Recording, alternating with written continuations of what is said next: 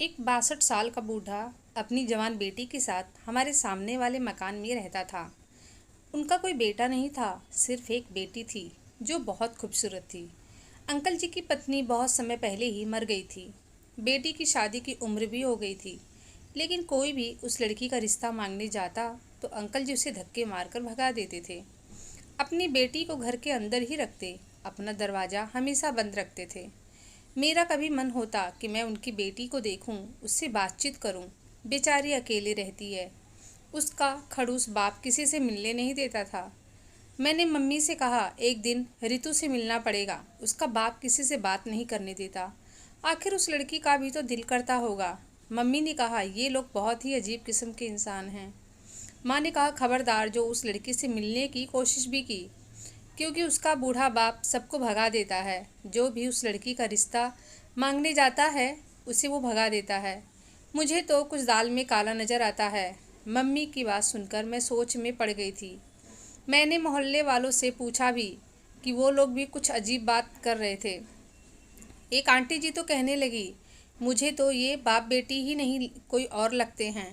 ये आदमी अपनी बेटी से किसी को मिलने नहीं देता। मैंने कहा अगर ये आदमी अपनी बेटी को किसी से मिलने नहीं देता तो हो सकता है इसके पीछे कोई और वजह हो। मेरी बात सुनकर आंटी जी कहने लगी, कोई वजह नहीं होगी बिटिया, तुम नहीं जानती, आजकल का ज़माना ही ख़राब है। ये सुनते ही मेरे दिमाग में शक और बढ़ गया। अब तो इस मामले के तह तक मैं जाकर रहूँगी। आखिर क्या रिश्ता है, इनका बाप बेटी का है या कुछ और। एक दिन जब मैं उनके घर के सामने से जा रही थी तो मुझे कुछ आवाज़ आई। मैं और पास गई तो एक लड़की की रोने की आवाज़ आ रही थी। मैं कान लगाकर सुनना चाह रही थी, आखिर क्या बात है जिसकी वजह से वो लड़की रो रही है, लेकिन कुछ सुनाई नहीं पड़ रहा था। मैं दरवाजे पे खड़ी ही थी कि तभी दरवाज़ा खुलता है और अंकल जी सामने खड़े होते हैं। वो मुझे घूरते हुए देखते हैं और पूछते हैं यहाँ कैसे आना हुआ। मैंने कहा वो अंकल जी किसी के रोने की आवाज़ आ रही थी तो मैंने सोचा कि मदद कर देती हूँ। अंकल जी कहते हैं किसकी मदद करोगी, हमें तुम्हारी कोई मदद की ज़रूरत नहीं है, तुम हमारे घर से दूर रहो, यही अच्छा होगा तुम्हारे लिए। अंकल जी ने बहुत खरी खोटी सुनाई और मेरे मुंह पर ही दरवाज़ा बंद कर दिया। कितना खड़ूस और बेकार बाप है। मैं घर आकर माँ को सब बताई तो माँ मुझ पर ही गुस्सा हो गई और कहने लगी क्या ज़रूरत थी जाने की, मैंने तुम्हें पहले ही मना किया था। तुम ऐसे नहीं मानोगी, आज तुम्हारे पापा को बताती हूँ कि तुम्हारी बेटी को मदद करने का भूत सवार हो रहा है।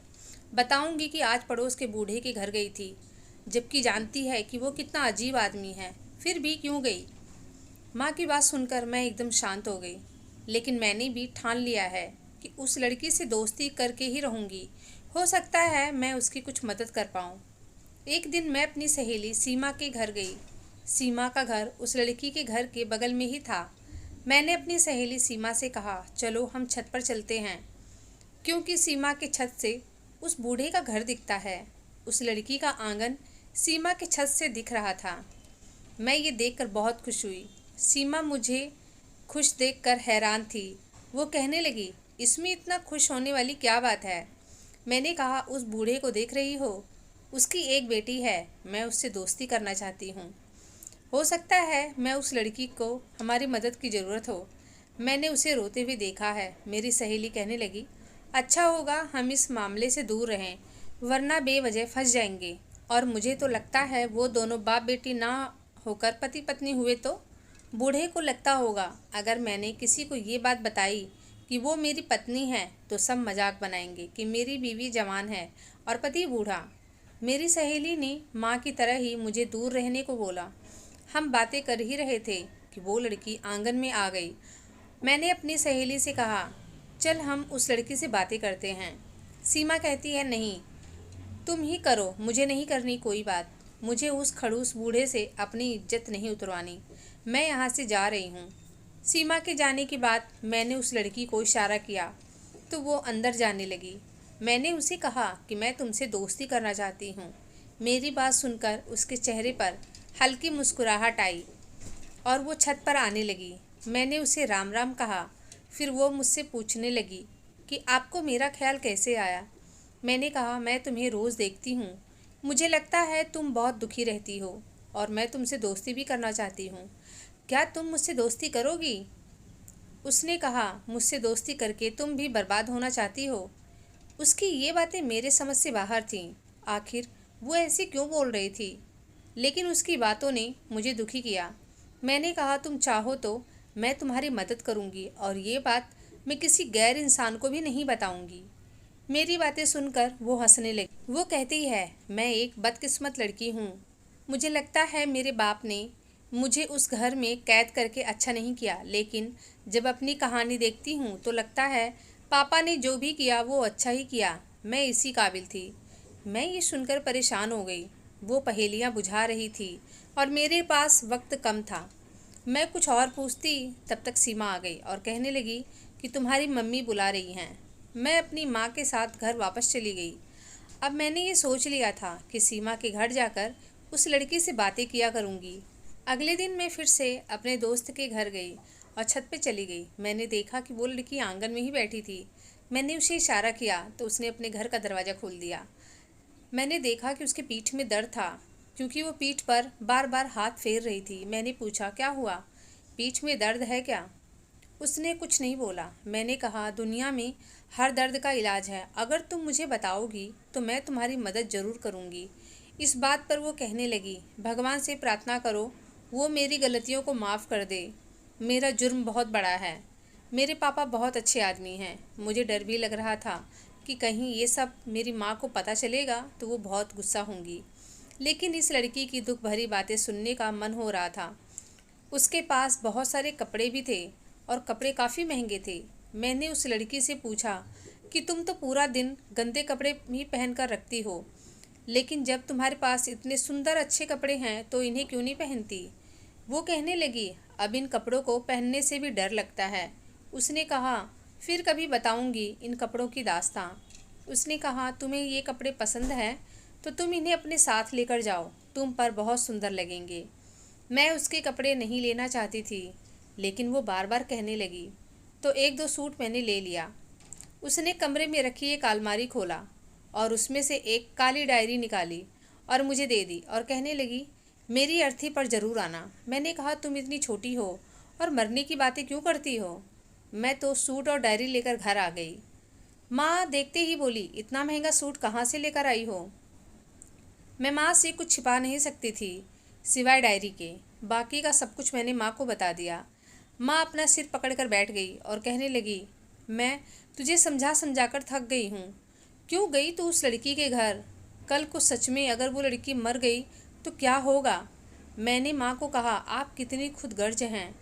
माँ ने मुझे सख्ती से मना कर दिया। अब तो दोबारा जाने की मैं सोच भी नहीं सकती थी। मैं मन ही मन बहुत पछता रही थी। क्यों सब कुछ बताया मैंने माँ को? मुझे जानने का समय नहीं मिला और 2 दिन बाद खबर आई कि उस घर में किसी की मौत हो गई है। वो लड़की अब इस दुनिया में नहीं रही। यह सुनकर मैं बहुत दुखी थी और सब बहुत हैरान थे कि एक नौजवान लड़की बिना किसी वजह से कैसे मर सकती है। सबको लगा कि ज़रूर उसकी मौत के पीछे उसके खड़ूस बूढ़े का हाथ है। सबको ये लगा कि ये बात बूढ़े से पूछनी चाहिए। मेरे पापा भी ये खबर सुनकर उसके घर गए और उस आदमी से पूछा कि तुमने कभी अपनी बेटी का रिश्ता क्यों नहीं किया और उसकी मौत की वजह क्या है? ये सुनते ही वह बूढ़ा रोने लगा और कहने लगा, मेरी बेटी खुद किसी से शादी नहीं करना चाहती थी। वह बार बार यही कह रहा था कि वह उसकी मौत का जिम्मेदार नहीं है। अब सब लोग ज़बरदस्ती भी नहीं कर सकते थे, इसीलिए पुलिस को फ़ोन कर दिया। इतने में वो बूढ़ा रोने लगा और कहने लगा, नहीं नहीं, मैं अपनी बेटी की लाश की बेइज्जती नहीं होने दूंगा। उसकी मौत कुदरती है।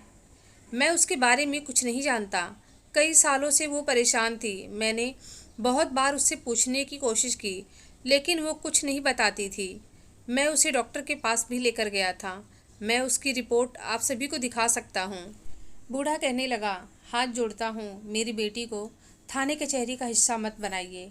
पापा ने कहा, आपकी बेटी का पोस्टमार्टम होगा, उसी की जांच से पता चलेगा कि उसकी मौत किस वजह से हुई है। पापा ने कहा, जब तक जांच पड़ताल ना हो जाए तब तक आप अपनी बेटी की चिता को आग नहीं देंगे।